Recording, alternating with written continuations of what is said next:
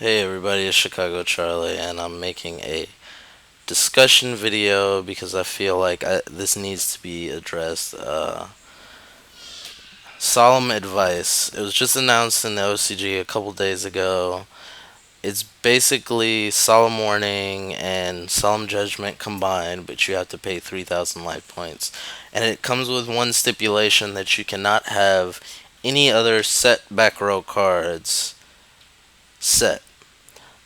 The reason why this card is extremely bad, I'm not going to say extremely bad, but so impractical that it's so easy to bait out. Meaning, let's say you have just this set, because that's, first of all, the first stipulation.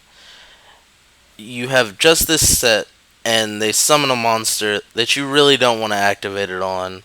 Let's say it's a Lila.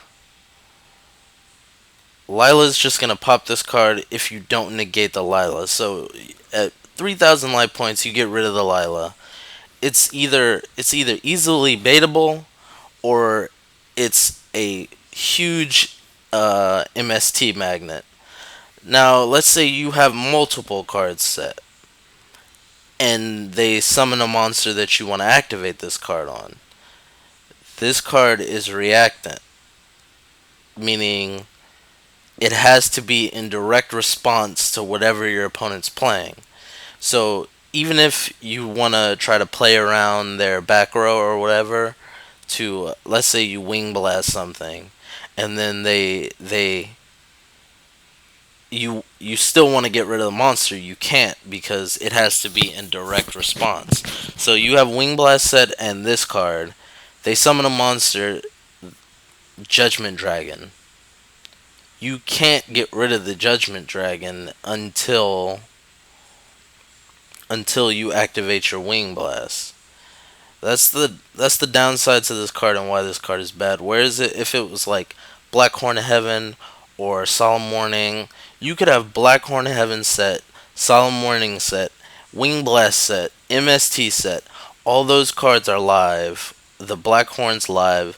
The Warning's live. All because they don't have the stipulation that you can't activate this if you have other cards set. Now, if you're running like Girgia or something like that, you absolutely cannot run this card. There's no ifs, ands, or buts. You can't run this card because your other back row. If you do run this card, this is basically just an anti wiretap. And then if they have wiretap set, you're screwed anyways. Because they're just gonna. I mean, if they have multiple wiretaps set, you paid 3,000 life points to get rid of a wiretap that got wiretapped. So, in summation, this card is terrible. And if anyone thinks that it's ever going to be played at multiples, it won't. It will never be in a deck list that wins anything unless this is absolutely the only trap card in the deck. It's just all around a bad card. Uh, 3,000 life points is a steep cost to get rid of anything. And on top of that, you could end up missing your chance if you run back row, if you have a back row heavy deck.